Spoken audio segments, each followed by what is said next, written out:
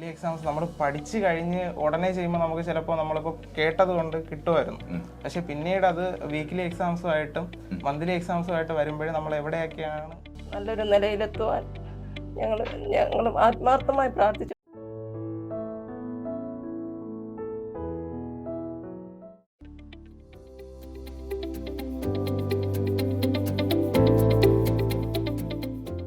Junior health inspector Pathanamthitta ജില്ലയിലെ PSC പരീക്ഷയിൽ 13ാം rank holder ആയിട്ടുള്ള ശ്രീ ബിനോയുടെ കൂടെയാണ് നമ്മളെന്നുള്ളത്.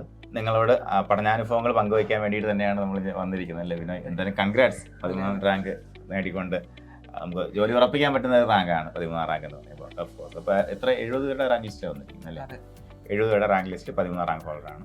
ആരാണ് നമ്മൾ ഈ ഹെൽത്ത് ഇൻസ്പെക്ടർ ഡിപ്ലോമ പഠിക്കാൻ വേണ്ടി? ശരിക്കും ആദ്യം B.Pharm വേണ്ടിയിട്ടാണ് പ്രിപ്പയർ ചെയ്തുകൊണ്ടിരുന്നത്. പക്ഷെ ആ ടൈമിൽ ചേച്ചിയും നമ്മുടെ പോളി കഴിഞ്ഞ് ഡിപ്ലോമ കഴിഞ്ഞിറങ്ങി ലെറ്റ് ബാച്ചായിട്ട് കയറാൻ പോയപ്പോൾ പിന്നെ ആ ഒരു ഫിനാൻഷ്യലി ഉള്ള പ്രശ്നം വന്നതുകൊണ്ട് നേരെ ഈ പാരാമെഡിക്കൽ കോഴ്സിലോട്ട് പോയി. അടുത്ത് തന്നെ ഉള്ള ഡെയിലി കോളേജിൽ പഠിച്ചു. അപ്പോൾ എങ്ങനെയാണ് സഹകാരിയിലേക്ക് എത്തുന്നത്? സഹകാരിയിലേക്ക് എത്തുന്നത് PSC ജനറലായിട്ട് പഠിച്ചുകൊണ്ടിരിക്കുമ്പോൾ തന്നെ കറണ്ട് അഫയേഴ്സ് ഒക്കെ ഫോളോ ചെയ്യാൻ വേണ്ടിയിട്ട് വീഡിയോസൊക്കെ ഷോർട്സൊക്കെ കണ്ട് അങ്ങനെയാണ് സഹകാരിയിലോട്ട് വരുന്നത്. പിന്നീട് നോട്ടിഫിക്കേഷൻ വന്ന ടൈമിൽ തന്നെ, നോട്ടിഫിക്കേഷൻ മുന്നേ തന്നെ ഇതിനെക്കുറിച്ചുള്ള ഡെമോ വീഡിയോസൊക്കെ കണ്ടു. അതിനുശേഷമാണ് സഹകാരിയിലോട്ട് അടുത്തുള്ള സ്ഥാപനമാണ്. ഫസ്റ്റ് ബാച്ച് തന്നെ നമ്മൾ ഓൺലൈനിലായിട്ട് ജോയിൻ ചെയ്യായിരുന്നു. ഓക്കെ, അപ്പം എന്തായാലും ഈ പരീക്ഷയെ സംബന്ധിച്ച് പറയുകയാണെന്നുണ്ടെങ്കിൽ നമ്മുടെ ഏറ്റവും വലിയ വെല്ലുവിളിയായിരുന്നു. കാര്യം 1.5 മാസം കഴിഞ്ഞ് ഫസ്റ്റ് മന്ത്ലി എക്സാം കഴിഞ്ഞപ്പോഴത്തേക്കും കൺഫർമേഷൻ വന്നു എന്നുള്ളതാണ്. കൺഫർമേഷൻ വന്നപ്പോഴേക്കും നമ്മുടെ സിലബസ് ഇത്രയും വലിയൊരു വാസ്റ്റ് ആയിട്ടുള്ള സിലബസ് ആണ്. കവർ ചെയ്ത് വരാനൊരു പ്ലാൻ ഉണ്ടായിരുന്നെങ്കിലും പക്ഷെ സമയം പെട്ടെന്ന് ഇങ്ങ് എത്തിപ്പോയി എന്ന് തോന്നി. അതുപോലെ തന്നെ നമുക്ക് കിട്ടുന്ന സമയമാണ് ബാക്കിയുള്ളവർക്ക് കിട്ടുന്നത് എന്നുള്ള ആ ഒരു ചിന്തയിലാണ്. പിന്നെ നമ്മൾ കൂടുതൽ ഹാർഡ് വർക്ക് ചെയ്താൽ മതിയല്ലോ എന്നുള്ള ഒരു ചിന്തയിലോട്ട് പോയി. അങ്ങനെയാണ്. അത് പറഞ്ഞത് വളരെ കറക്റ്റ് ആണ് വിനയ് പറഞ്ഞത്. കാര്യം പെട്ടെന്ന് കൺഫർമേഷൻ വരുമ്പോഴേ നമ്മൾ ഒരിക്കലും പാനിക് ആവേണ്ട ആവശ്യമില്ല. എല്ലാവർക്കും സെയിം എഫക്റ്റ് ആണ് വരുന്നത്. അപ്പോൾ അതിനകത്ത് നമ്മൾ സർവേ ചെയ്യുക എന്നുള്ളതാണ്. അപ്പോൾ നമ്മുടെ ഭാഗത്തുനിന്നുണ്ടായിരുന്ന സർവേയിൽ എന്ന് പറയുമ്പോഴത്തേക്കും എത്രയും പെട്ടെന്ന് എത്രത്തോളം കൂടുതൽ നന്നായിട്ട് പഠിപ്പിച്ച് തീർക്കാനുള്ളൊരു ശ്രമമായിരുന്നു നമ്മുടെ ഭാഗത്തുണ്ടായിരുന്നത്. വരുന്ന ക്ലാസ് കണ്ടു തീർക്കാൻ പറ്റുമായിരുന്നു?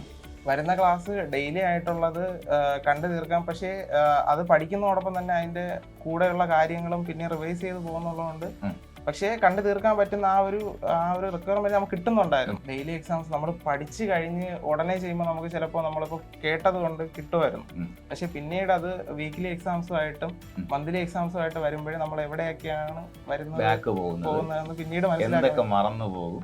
അതെ, നമ്മൾ പിന്നീട് അതിനെ ഞാൻ പഠിച്ച ടൈമിലൊക്കെ ചെയ്തൊരു കാര്യം എന്ന് പറയുന്നത് അങ്ങനെയുള്ള കാര്യങ്ങൾ, അതായത് ചിലപ്പോൾ പല കാര്യങ്ങളും പെട്ടെന്ന് മറന്നു പോകുന്നുള്ളത് ചെറിയ പോയിന്റ് ആയിട്ട് എഴുതി വെക്കുക എന്നുള്ളത് ഡയറിയിൽ എഴുതി വെച്ചിട്ട് പിന്നീട് എക്സാംസിന്റെ ടൈമൊക്കെ ആയപ്പോൾ അത് വളരെ ഹെൽപ്പ് ചെയ്തിട്ടുണ്ട്. അതിൽ നിന്നൊരു 3ഓളം ചോദ്യം ഞാൻ ഫ്രണ്ട്സിനോടും പറഞ്ഞതാണ്. 3ഓളം ചോദ്യങ്ങൾ അങ്ങനെ കിട്ടിയിട്ടുണ്ട്. അപ്പം അങ്ങനെ ഈ മന്ത്ലി എക്സാംസും വീക്കിലി എക്സാംസും ഒരുപാട് ഹെൽപ്പ് ചെയ്തിട്ടുണ്ട്. അപ്പോൾ ശരിക്കും എല്ലാവരും മനസ്സിലാക്കേണ്ടത് നമ്മൾ എത്രത്തോളം ടെൻഷൻ അടിക്കാൻ വേണ്ടി സമയം കിട്ടുന്നതല്ല അല്ലേ?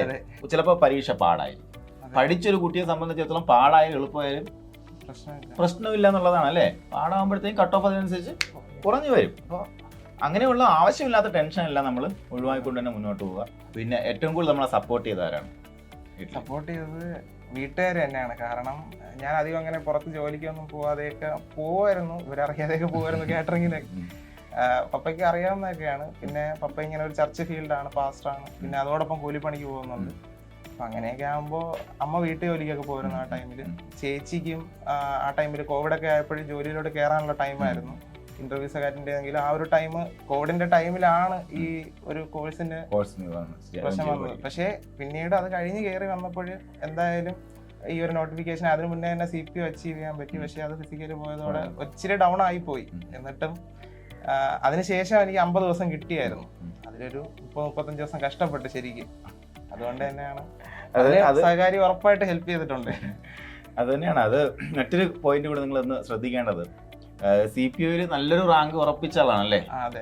റിട്ടേൺ എക്സാമിനേഷനിൽ 56 മാർക്ക് എന്ന് പറയുമ്പോൾ ആദ്യത്തെ ബാച്ചിൽ പോകേണ്ട ആളാണ് ശരിക്കും പറഞ്ഞാൽ. പക്ഷേ അവിടെ എന്ന് പറയുമ്പോഴത്തേക്കും ലിഗമെന്റ് ഇഞ്ചുറി കാരണം ബിനോയ്ക്ക് ആ ഒരു ചാൻസ് പോയി, ആ ഒരു ഫിസിക്കലിന്റെ ചാൻസ് പോയി. പക്ഷെ ബിനോയ് അവിടെ തളരാൻ തയ്യാറായില്ല. അവിടെ നിന്ന് തന്നെ ബാക്കിയുള്ള ടൈം മാക്സിമം എടുത്തുകൊണ്ട് ഒരു ഫീനിക്സ് പക്ഷിയെ പോലെ പറന്നുയർന്നു വേണം പറയാനായിട്ടുള്ളത്. എന്തായാലും നിങ്ങൾ എല്ലാവരും മാതൃകയാക്കേണ്ടതാണ്. നമുക്ക് ഒരു സാധനം നമ്മൾ ഒരെണ്ണത്തിൽ പ്രിപ്പയർ ചെയ്തു എത്തിപ്പെട്ടില്ല, അപ്പോൾ അടുത്തതിന് വേണ്ടിയിട്ട് നമ്മൾ എന്ത് ചെയ്യുക, ശ്രമിച്ചുകൊണ്ടിരിക്കുക, നമ്മുടെ ലക്ഷ്യം എത്തുന്നവരെ അല്ലേ പിന്നെ. അതെ.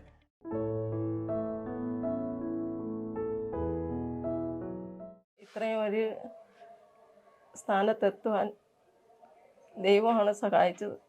നല്ലൊരു നിലയിലെത്തുവാൻ ഞങ്ങൾ ആത്മാർത്ഥമായി പ്രാർത്ഥിച്ചു. അതിൻ്റെ പിന്നിൽ പ്രവർത്തിച്ച എല്ലാ അധ്യാപകർക്കും അവനോട് കൂടെ സഹകരിച്ചു നിന്ന് അവനെ ഇത്രത്തോളം പ്രോത്സാഹിച്ച എല്ലാവരോടും വളരെയധികം നന്ദിയുണ്ട്.